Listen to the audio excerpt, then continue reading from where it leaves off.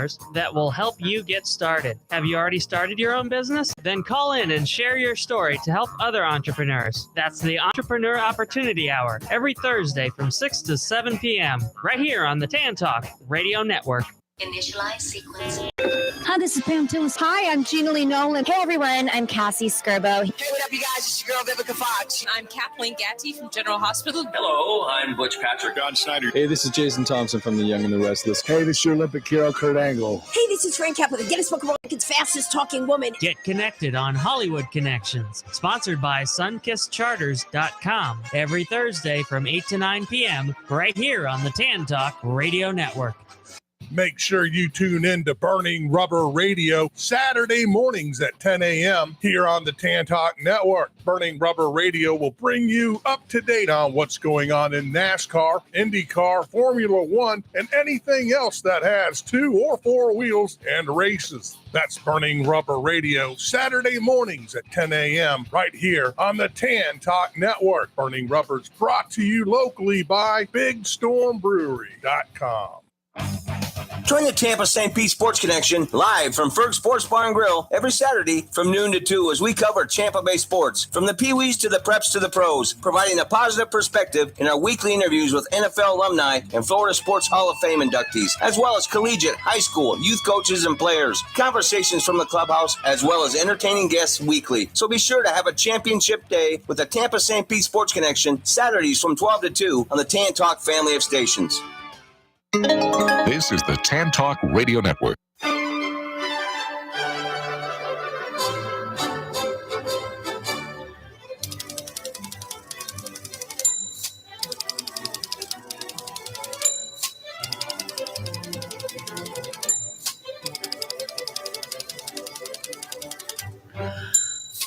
Hi, this is Patsy with a Z. Welcome to Joy on Paper, a program for writers and those who dream of writing, and for everyone who wants to know the story behind the book. Coming to you from glorious Clearwater, Florida, the perfect place for writers to write and readers to enjoy a good book. And, oh boy, I have something that's very timely today, and I am so happy to welcome to Joy on Paper Suzanne Shapiro-Barash, and she has written a book that, I think all of you are going to want to read, and it is called A Passion for More. And Susan, it is so nice to have you on the program. I sometimes things are just so timely, and your book, which is called A Passion for More, Affairs That Make or Break Us, I think everybody's thinking about certain people who have had affairs. So welcome to Joy on Paper. Thank you so much, Patsy. I'm really happy to be here and to talk about it. And yeah, this is actually a 30-year study, and the book is just out now about how conventional women really feel. I've interviewed thousands of women about this, a diverse group in terms of age, ethnicity, race, religion, level of education, what part of the country they live in, all over the country, sophisticated cities, rural areas, about this very emotional/physical need. Well, I must say I found the statistics pretty shocking. So let's talk a little bit. People now, on the news every day, all day long, we're hearing about certain people, certain person, and I don't want to, get into that, but all of this has brought up the idea of affairs that have international implications. And then, of course, you've discovered so many that are very not famous, but boy, oh boy, just tell us about this research and the percentages that you discovered. Because right. Well, the first thing I want to tell you is that this is anecdotal qualitative research that I neither condemn nor condone, that I'm a journalist investigating this piece of pie in a woman's life if she so chooses. And as I told you a moment ago, I wanted a very diverse population of women, and I was intrigued by how they felt. The categories in my book, the 4 types of affairs, really came out of the research. So I spoke with these women, and, some did it. Let's talk about the sections, the 4 types. So some do it for sex, and it's called sex-driven affairs. That's pretty self-explanatory. But what's interesting is that these women do not want an emotional connection to the lover. And if it gets too messy in a way that we've heard men have operated in our very patriarchal culture for decades, centuries, then the women just move on.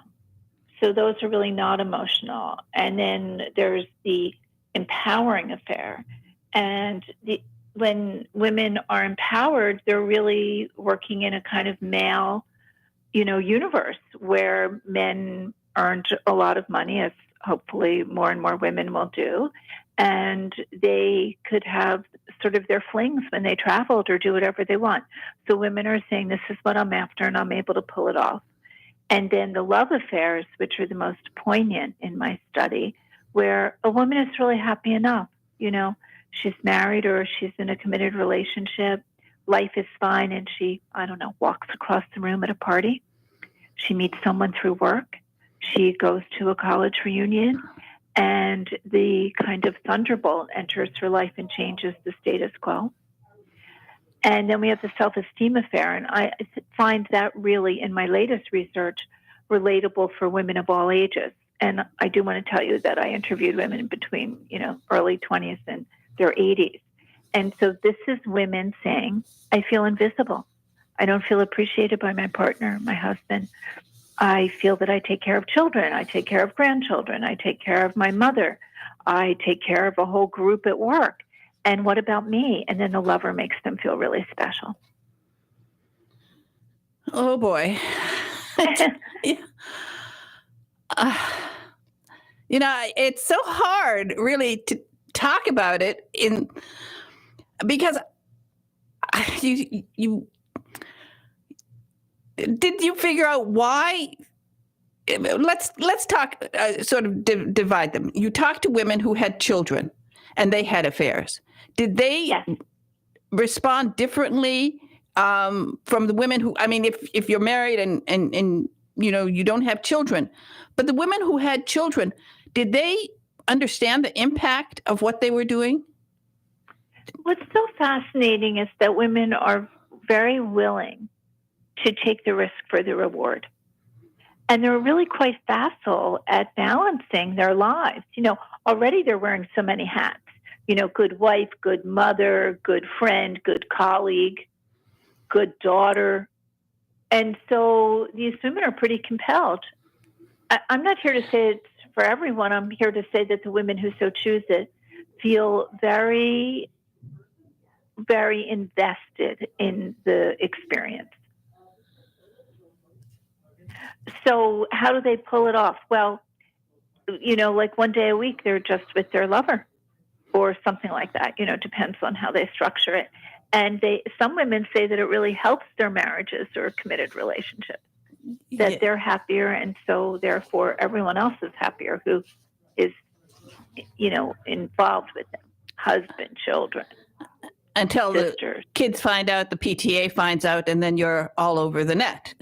So. Well, what I'm really glad you brought that up, because what happens with women, and I've written searching nonfiction women's issue books. So one of my studies that I just want to mention that came out in 2008 is on why women keep secrets and how they keep secrets and lie for the cause.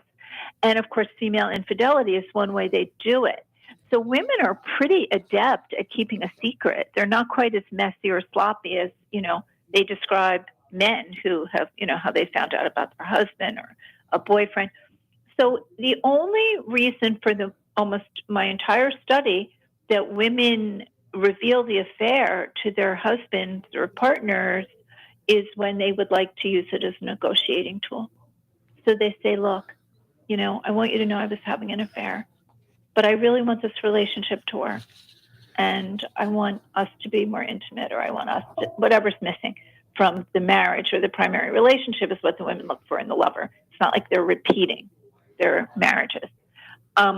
And what's interesting also is that the men are listening. Now, some women, say to their husbands or partners, I can't be here anymore, and one reason is I've had an affair. But that doesn't happen as much. They're really very careful. Well, just let's go over the statistics that you... Right, my findings. Yeah, the actual findings. Do you want to go through the numbers? Because I thought it was... I'm sorry. I was shocked. I'm telling the truth. I was shocked. Yeah, I think that has a lot to do with how women are positioned in our culture and how we envision and imagine women to be. That's what's so striking about it. And then you find these stats. So 70% of the women in my study, my ongoing study of 30 years, will have an affair at some point in their marriages or committed relationships.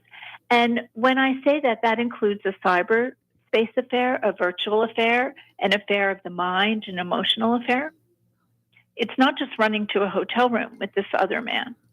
It's somehow crossing the line emotionally, or during COVID, there was a great deal of sort of women at home learning more about their husbands by spending all day and night with them, not just, several waking hours.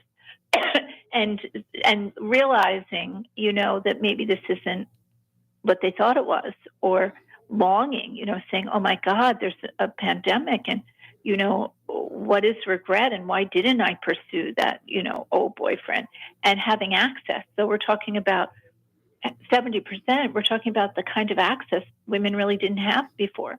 Our cell phones are practically private. There's so many ways through online to find an old fling or to meet someone, and women really go after it if this is what they want. Okay, more stats. So 65% of the interviewees said that the sex was better with the lover than their husband. And many of these women had been married for a while, even 5-10 years. And then this is, to me, a very telltale statistic that I found. 78% say that their lover is the opposite of the husband. And I had mentioned that a few minutes ago. The idea that if your husband is very cerebral, then your lover is very physical, or vice versa. If your husband is your age, maybe the lover's older or younger, or, he's an extrovert, your husband's an introvert. So women are looking for what they don't have. They're not looking to just have another man, but to have another kind of man in their lives. And then about half stay in the relationship after the affair, and about half leave, which for a long time reflected the divorce rate in America. But now marriages are down, and so divorce is down as well. And then 45% report the lover is a catalyst to leave and sort of a bridge to the outside world. But in my study, only 35% of the women ended up with the lover. And then 60% view the lover as an escape. And 70% think he's a wake-up call, which means it's about self-care and about soul-searching. And it's not just the lover, but how this woman has evolved. So many women said to me, look, I'm not the young woman I was the day I got married, or, life has really changed me. And so I'm a much stronger person, or I'm someone much more aware of my own needs. So I'm hearing that too. And then this is probably the most striking stat, that 90% of the women said they really didn't have any remorse or regret. They didn't really feel guilty. And the reason being that by the time they embarked on the affair, these traditional women had really been through something in their marriages, for the most part, except for the love affair. And then 50% report cyberspace affairs. And I mentioned that before, that there are all sorts of virtual affairs that go on. Oh, boy. I don't know. I think that, when we look at these numbers, you wonder why we have all these wonderful, beautiful wedding magazines. Well, but that's a really good point, because we are all taught in our culture that there will be this prince who sweeps us off our feet and makes life better, and that marriage is a goal, and love-based marriage is riveting and expected. And then, life changes us. Also, we live a long time. And over the decades, we evolve and our partners evolve. And do we grow together or do we grow apart? So, the intention of a love-based marriage is really, really compelling for young women still. And remarriage. But let's look at the stats. For remarriage, the second marriages break up according to, I think, CDC or census at a rate of 66%. And third marriage is 73%. First marriage is 41%. So these are the latest percentages. You put it all together and you get like it's about 50-50 that a marriage will last in America. So, what, in addition to the statistics, tell us some of the stories that you think will have impact. Now, as you wrote this book, you have also contributors who talk about the different aspects of this. But what do you think people will find from reading this book? Because it is fascinating, and reading the stories is, it gives you a lot of ideas for writing cozy mystery murders. But well, right. Oh, and that's really something that I've found all along the way, that when we read a novel or we read a mystery, or we read a love story, or we watch a limited series or a movie on Netflix, and there's an affair, we understand it. It's dramatized. But when one is reading real life stories where the women have changed the identifying characteristics, but the story that they tell is exactly as it is about their experience with their lovers, with their lover, then we're really talking about something almost like a documentary. It's very different. And so some of the most memorable, well, they're all really important. And I so appreciate that the women came forward to share their stories. And what do we learn? Well, if you know anyone who's having an affair, possibly one understands it better, free of judgment, and more about the longing and the yearning and what's missing. Why don't women leave marriages in many cases? For financial reasons, because of children, because of religious beliefs. So, there's really a lot to it. It's multi-layered. But the stories that are compelling across the board, a young woman who feels very pressured by her family to get engaged to a certain man, but really loves the man she met in grad school. A woman who is in her 40s and meets a man at work, but they both have these families that they're very obligated to, and they took their marriage vows, but they're madly in love. A woman who feels really emotionally and, really emotionally neglected and very unhappy in her marriage, and meets someone at work and never planned an affair. I don't think anyone walks down the aisle saying, gee, I wonder when I'll have my first affair. So a woman who meets a man and he really shows her what she can and cannot have in her marriage, and is almost a journey for her to then, decide to leave. So these are the kinds of stories. A woman who has no sex in her marriage, we think of Lady Chatterley's Lover by D.H. Lawrence, but the idea that she could have sex and be still happy with her husband and get it elsewhere. So these are the kinds of stories that I've uncovered. Well, the stories are fascinating. As I said, it will give, I think, all the writers here a lot of ideas. And I think, although there are cautionary ideas that can come through here, I would suggest to people that they really, really take these numbers in and see if they want to be part of this numbers game. And I don't understand how, does the danger of disease affect them? Does the danger of getting pregnant by their lover, does all of this play into this? When I remember, as I said, this was my very first book, and I started doing research in 1991, 92.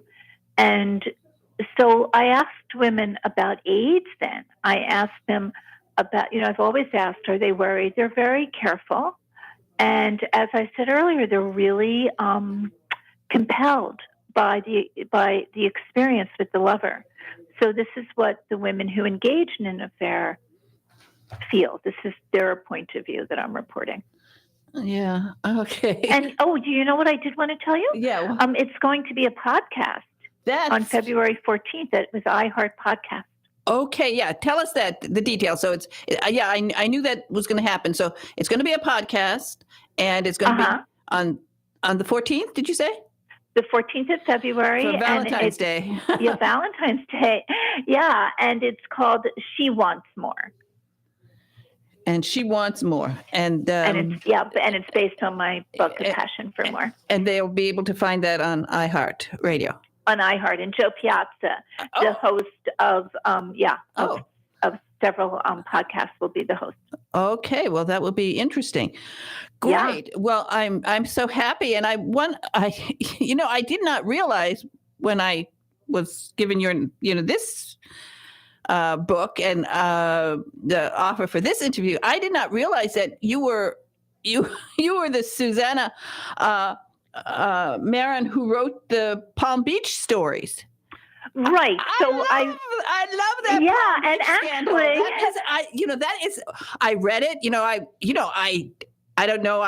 Your publicist didn't know about me at the time when it came out, because it came out, I think, in 2020. But I read it, and I thought, I loved it because I'm in Florida, and so I gravitate to anything. And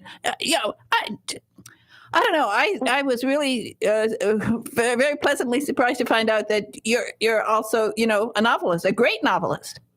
Thank you. Yes. So I write under my pen name for fiction, Susanna Marin, and my novels are based on my research for how women truly feel.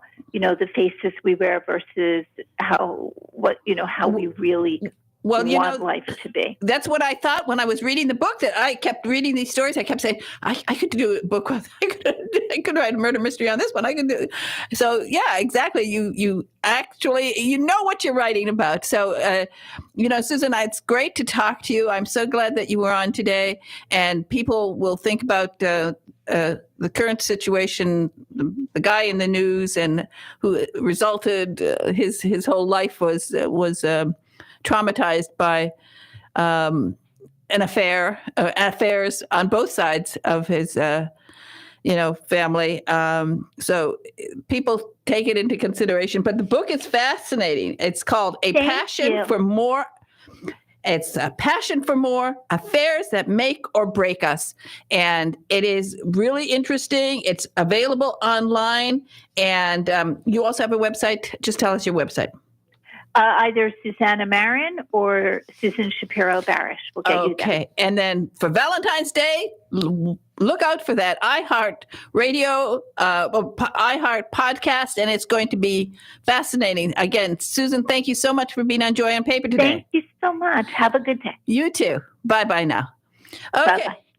Okay, that's nice. That's interesting. Please, people, please think about things before you jump in. Before you jump into bed, think about things. The ramifications are terrible, as we now know from this big news that we're listening to all the time and we can't avoid. Okay, let's play a book buzz from Bria. I'm so happy always when Bria does her sci-fi book buzzes because she has such a wonderful voice for it. Let's go. Hello, fellow sci-fi readers. This is author Bria Burton reporting for Joy on Paper with your science fiction book buzz. Today's communique to galaxies near and far includes a 2022 Goodreads Choice nominee, The Mother Code by Carol Stivers, with stellar narration by Sonila Nankani. The 2020 release is available in print, ebook, and audiobook. Now, let's download the book buzz. A virus decimates populations all over the world, and a team of U.S. military tech experts execute a plan to save humankind from extinction. Their solution involves genetically altered embryos immune to the virus and artificially intelligent mothers who can carry and deliver the babies. In the event of human extinction, these mothers must be programmed to raise the only hope for the future. A colonel's fateful misstep changes the course of humanity, and the dual timeline fast-forwards to a harsh desert region where a robot mother called Rosie raises a child who knows no mother but her. As the past and future collide, a new set of challenges emerge, a battle for human survival and the unexplored bond between a child and his AI mother. This thought-provoking and richly scientific debut novel grapples with questions of motherhood while exploring human survival in a post-pandemic world, creating a cathartic experience for readers. Author Carol Stivers received her PhD in biochemistry from the University of Illinois at Urbana-Champaign and went on to postdoctoral work at Stanford University before launching a career in medical diagnostics. Her combined love of writing and her fascination with the possibilities of science brought to life her first novel. This is Bria Burton with your Futuristic Fiction Fix, signing off. This is the Tan Talk Radio Network. Are you ready to eliminate your home energy bill? Well, get ready to harness the sun. Go EHS, Effective Solar Solutions by Efficient Home Services. With no upfront costs, you can save money on your utility bill and even eliminate your electric bill altogether with EHS Solar. Call EHS, the #1 solar installer nationwide. We know how to customize your home. EHS handles every project in-house with no subcontractors. Remember, no upfront costs, tax breaks, and the best company in the business, Efficient Home Services. Schedule an appointment today at 727-353-3757. Visit our website and download your free buyer's guide to going solar at www.goehs.com. Go solar, go savings, go EHS. Call 727-353-3757 today to talk to our experts. Are you an author, an artist, an inventor? Then you need to protect your valuable intellectual property. You need Larson & Larson. We have the experience and knowledge to help you with all of your legal needs, from processing trademark, copyright, or patent applications to negotiating licensing agreements and handling litigation. The attorneys at Larson & Larson in Largo, Florida can help protect you. Call us today for a no-cost consultation at 727-546-0660 or visit our website at larsonpatentlaw.com. Do you dread being called on to speak at meetings or family functions? Have you envied those who can sway an audience with well-chosen words?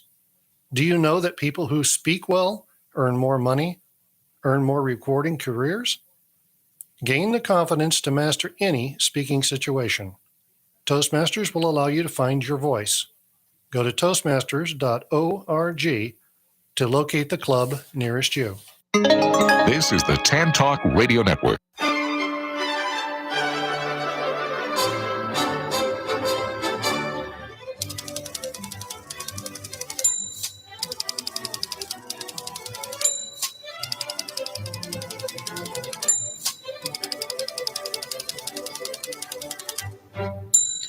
Hi, this is Patsy with a Z, and I am so happy to welcome to Joy on Paper Anika Savoy, and the name of her book is The Ghost in Her. Hi, Anika. Oh, she's not on yet. Okay. Big Ed is waving to me, and she's not on. I don't know where she is. Well, it doesn't matter because any minute I am going to get a call from AAA, and I was going to have to interrupt the interview. So hopefully she's going to call in a few minutes, and then I can talk to her about her book, which is set in New York. Or otherwise, I'm going to, Ed, if I have to break up this, are you listening to me, Ed? If I have to break this up, play a song, play. Pull out a song. Pull out, I don't know. Pull out one of my songs that I love, because if she doesn't show up, and I have this problem with AAA not calling me back, I might even just have to jump up and go outside and see the AAA guy, because I've got a problem with my car. Okay, Anyway, is Anika on now? Anika, are you there? I am here, Patsy. Okay, Anika, I was just saying that I've got a problem with my car, and I'm holding my phone with one hand, talking to you. I'm so sorry. So listen, if I really, it's seriously, if I have to talk to the driver, tell him how to get here. This is one of those days. And it is. Yeah. I am sorry about that, but I am happy that you're on because I love the ghost in her, which is, of course, I love all books set in New York. I am. Oh, me too. I am a New York person. When I as a little girl in northern Michigan, I used to dream about going to New York. Mm-hmm. And so whenever I find a book set in New York, and particularly historical ones where we bring in all the history of it. So this is just perfect. So tell us about Patsy. Well, when I'm so much like you in that way, that New York City is my favorite city in the world. And I live in Connecticut, so it's just a train ride away. So I go at least 4 times a year and sometimes spend an overnight. And there's just so much to do. It's such a culturally rich place. And it always brings me out of the doldrums. A trip to New York City, there's nothing like it. Oh, that's true. And then when you add in the aspect that you brought in, taking it back in time so that we hear about all the things in the names that we recognize. And I love to learn the history of the people who built New York. Yeah, you know what I try to focus on in the book? It's the Ungilded series. That's the name of the series. And this is book 1 in Ungilded. So I took the term gilded because I'm fascinated by the Gilded Age and the luxury and the exorbitant wealth. But what I wanted to explore was the ungilded aspect of that age. The fact that just that very few top percentage points of Americans lived that way. And everybody else was like a working class immigrant in New York City. And life was very hard for these people, and especially in the Bowery district, which I write about. Where there were fight clubs and brothels and, all these different immigrants of German and Irish and Chinese descent. And they're all melded together in this great melting pot in the tenement district of New York City in 1888. The dark side to it all, though, is that if you're a young woman in that scene, like my heroine, Maggie O'Connor, she's a poor Irish seamstress. You are really vulnerable in that environment. It's a very dangerous environment for a woman to be in back then.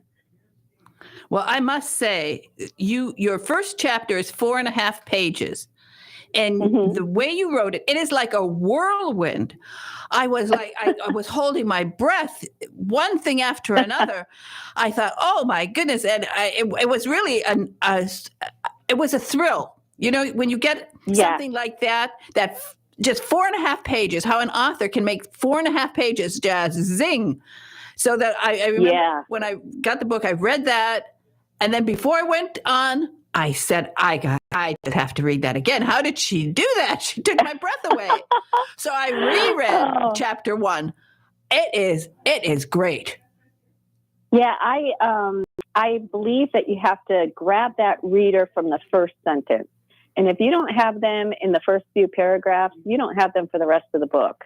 So that first chapter is so important. And I love to start with intense action. Ooh. And in that first chapter, we start with Maggie and her sister. Oh, no. You don't want me to share it. You don't want me to share it. Don't do that. No, this is what I don't like that because, that was what hooked me. Great. If I didn't, you get into books and, I get so many books. And, I get sometimes a great first sentence, a great second sentence, but it's rare that I get a first chapter that just stopped me in my tracks. And I said, how did she do that? It is just so good. And thank you so much. I don't want you to tell anybody anything. People get the book, for goodness sakes. Just get the book and get as excited as I did about this first chapter. And then, hopefully, and the rest of it, and you'll continue. Well, let me just say this one thing about the first chapter, okay? I hope you'll allow me this one thing, is that for me, aesthetic and ambiance are just as important as plot and character. And so that's what I really wanted. I wanted to paint that scene. And you'll notice in the book, throughout the book, the moon, the stars, the sunrise, the sunset, all of these astronomical things are very much part of the story and the ambience of New York City. Exactly. Yeah. I will tell you, all of my listeners know, and this is so funny, I'm so happy you use the word paint, because I get this question from all of my listeners, and they'll send me emails that say, how can I make my books better? How can I do, a better job? How can I improve? And I always say one thing to them: paint me a picture. Yes. So this is my advice ever since I've been doing this show. That's what I've advised people. And so and you did that exact thing in this first chapter. I was like, I was there. I was on the street. I was holding my breath. I couldn't breathe for a minute there. There were a few times where I was like, I'm in pain. I won't say why, but I was and it was so much fun. It was, it's not a fun chapter, but the thrill of a writer being able to do that to a reader, I think, is terrific. I wrote it during the pandemic, and I also write nonfiction, true crime and whatnot. And during the pandemic, I was working on a true crime book, and I just put it to the side because what I wanted was to have some fun. I was just so bored, and everything was so dark and heavy around us during that time.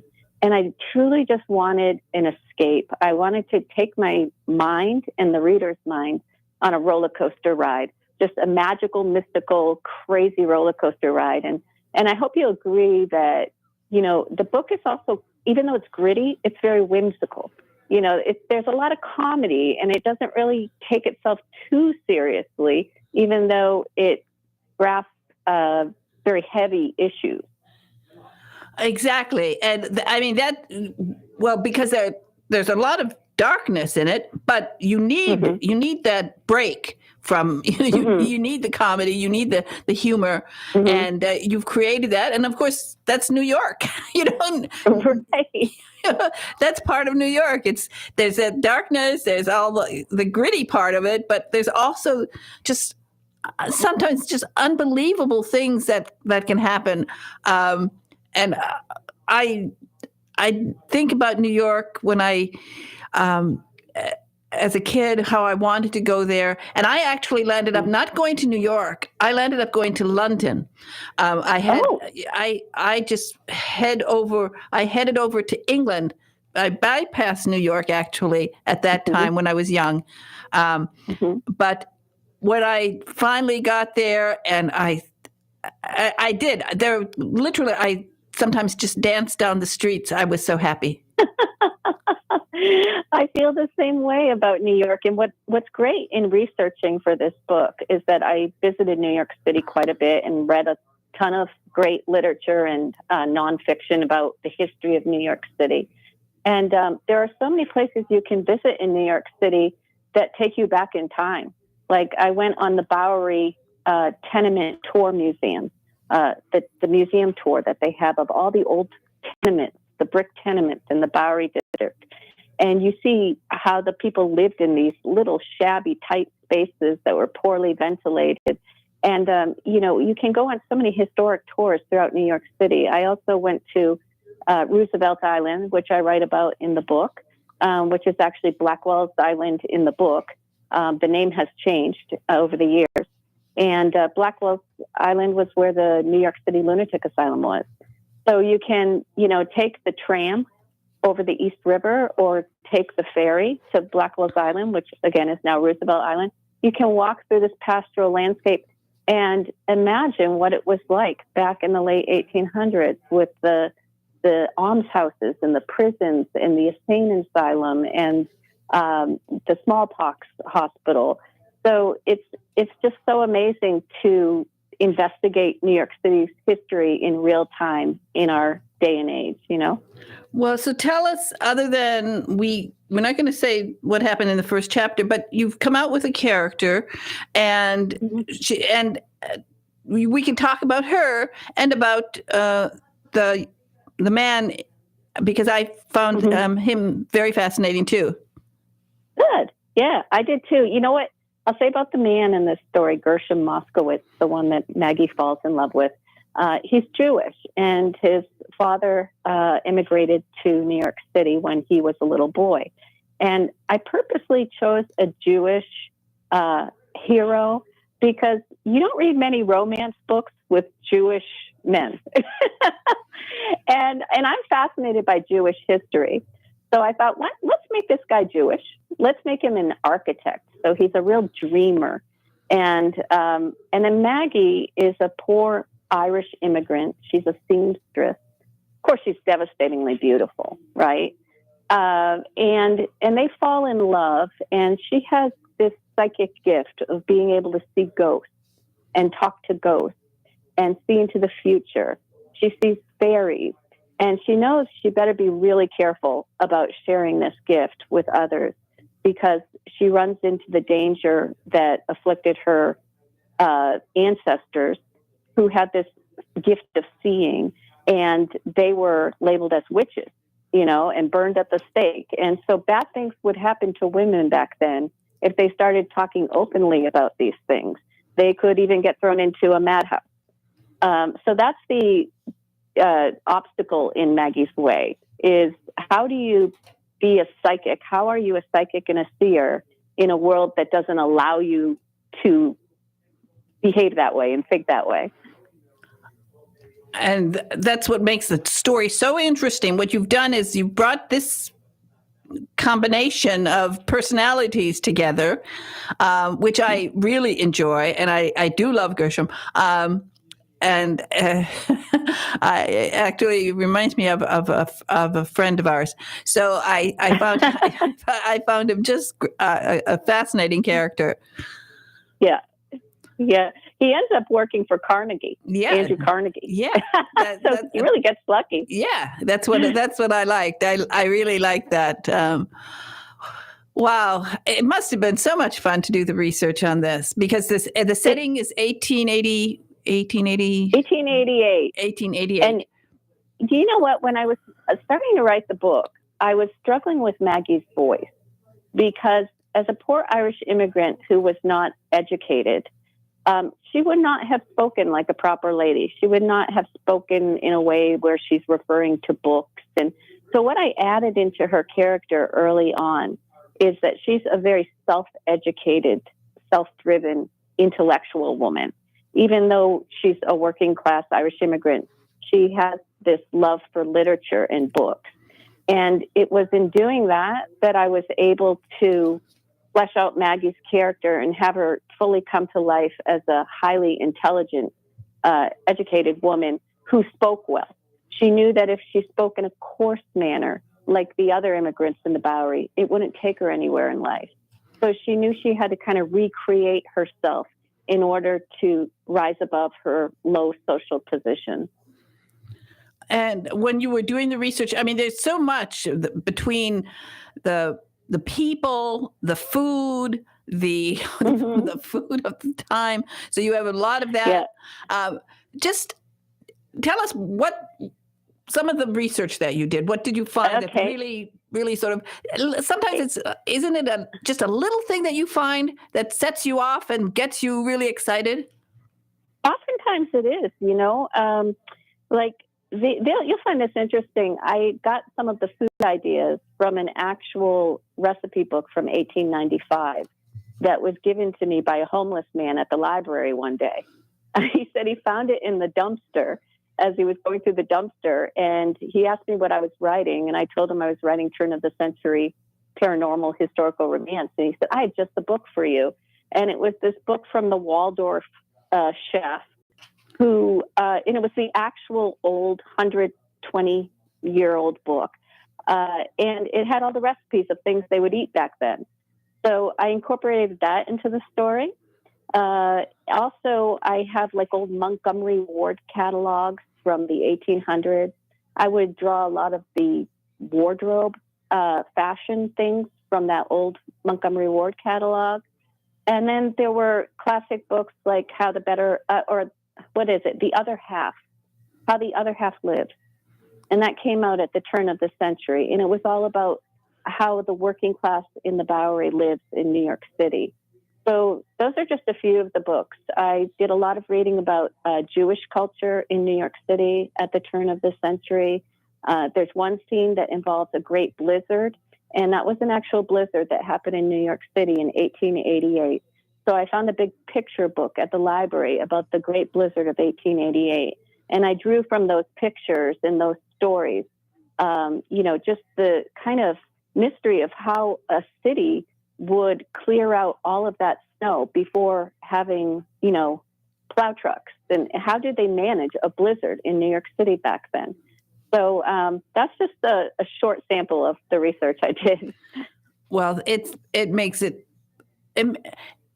so rich. The book is rich with this kind of detail. Just I like when a story has layers to it, and so it's not just not just one thing. There's all this depth to it, and you certainly have created that. So I think that this is just always so much fun when an author comes out with an idea for a new series, which I think you have plenty of stories to continue this series. Oh yeah. And this is going to be lots of fun. And I always like to be in on the start of a series. So yes, it's fun. The next book, I think it's very much different from this book, but in many ways, I think it's even better. So I think the reader's going to be really pleased with book 2, Mayhem in Disguise, because I take the nice Mohegan Irish nurse that helps Maggie at the lunatic asylum, and I make her the heroine. But Maggie will reappear in book 2. Book 2 has to do with energy vampires. Book 1 was about ghosts, and it had a lot of Catholic Christian imagery. Book 2 will be about energy vampires, and it has a lot of Native Indian Mohegan spirituality. Okay, well, you're having fun. I can tell you're having fun. The minute I read that first chapter, I said, "Oh boy, this girl is having some fun here." I was. And do you know what one Goodreads reviewer said? I really wasn't sure where she was taking me with this story, if Maggie really was a lunatic or if she was being wrongfully accused. And the truth was, in the first early months of writing it, I wasn't sure if Maggie was a lunatic. So I think that's why it was so convincing, because I was still thinking maybe she is a lunatic. Well, that's what happens when you come out with a good character. Sometimes they take over and they do what they want. And they do. And she certainly has. And I think you're delightful, and I'm just wish you the best with this series. I think we've got a lot of books ahead of us, and it's going to be lots of fun. And I must say, I will always remember your name, Anika Savoy. I know it's not your real name, but it's a perfect name for this series because, of course, the Savoy Hotel, where I used to go to high tea. I said I moved to London, well, outside of London, but spent a lot of time in the Savoy Hotel. It was sort of, I decided to make it my base for when people came to visit me from America. So I would say, meet me at the Savoy. And after, that's classy. That was classy. I didn't want to just meet them, at the airport. McDonald's. McDonald's. Right. I said, meet me at the Savoy. And they all knew me at the Savoy. They thought I was a crazy American. That's funny. But there's a lot of French in the book, because I was once fluent in French when I went to college in Montreal. I lived in Montreal for 10 years, and so I had 8 years of French instruction. So savoir means to know. knowledge, wisdom. So I also like that kind of from the word savoir, Savoy. Perfect. That aspect. Right. Yeah, you've got it, girl. I think you're great. I think you're fun. I'm looking forward. I'm looking forward. We'll have the you here for book 2. And meanwhile, give people I'm not sure what your email. Not your email. I'll give them my website. Yeah, your website and because you have 2 names, I don't know what your. Yeah, easy to remember, AnnikASavoyAuthor.com. And on that website, you can see my fiction and also my nonfiction that I write under my real name, Ann K. Howard. So, I encourage your listeners to check out the website. And also, the audiobook is very well done. Very well done. The woman has an Irish lilt that reads it, and it really brings Maggie. I need to listen to that one. I love Irish lilts. They're my favorite. Do too. I always. I do. You know, I always tell Irishmen that I think they're so sexy, much sexier than French accents. I love Irish. Yes. Oh God. Oh, yeah. Like it's Liam Neeson. He's Irish, right? Yeah. He's got the Irish. Yeah. Get out of here. I mean, he just has to open his mouth, and I'm like, I love you. Okay. Yeah. Well, thank you so much. Hey, I hope your car feels better, Patsy. I hope so. I haven't heard. They haven't called, which is a bad sign. I'm holding the phone. I would have stopped talking to you. I'd have just turned the whole program over to you. I hate when you hold your breath, waiting for them to tell you how much it's going to cost, right? Oh, please. Yeah. Anyway, we're going to, I will reread the book. I will absolutely reread the book while I'm waiting. Oh, wonderful. Okay. Thank you so much for being on. Thanks so much, Patsy. You're Happy so much New fun. Bye-bye. Happy New Year. Bye-bye. Bye-bye. Okay. Big Ed. Big Ed in the control room. Would you pull out the Ella Fitzgerald Manhattan song? I know I played it before. I played it when Doug Brunt was on the program for Ghosts of Manhattan, which is, by the way, I still think Doug Brunt's book about the Wall Street crash of 2008, which is called, I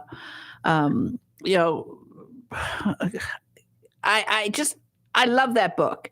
And he was one of my first guests, Doug Brunt, and I was happy to have him on.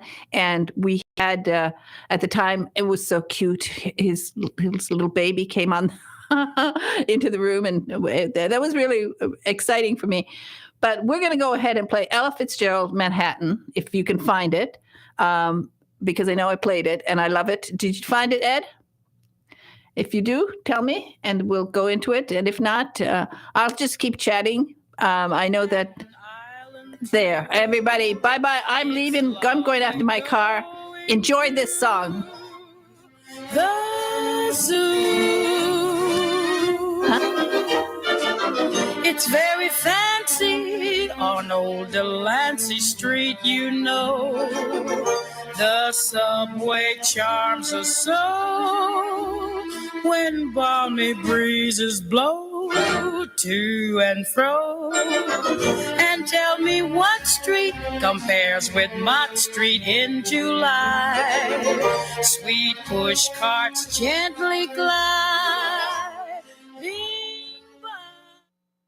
Sometimes I feel like giving up and throwing in the towel. Sometimes I can't hardly face another day.